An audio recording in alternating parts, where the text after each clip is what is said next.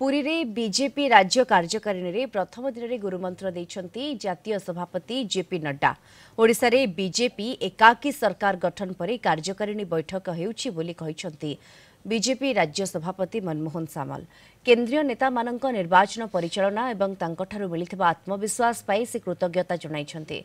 कर्मकर्तांक परिश्रम एवं विश्वास जोगु बीजेपी सफलता पाइला। विजय नहीं मध्य सबु कार्यकर्ता को धन्यवाद देइछंती। राष्ट्रीय अध्यक्ष मध्य राज्य बीजेपी कार्यकर्ता काम रे संतोष प्रकाश करिथिबा कहिछंती।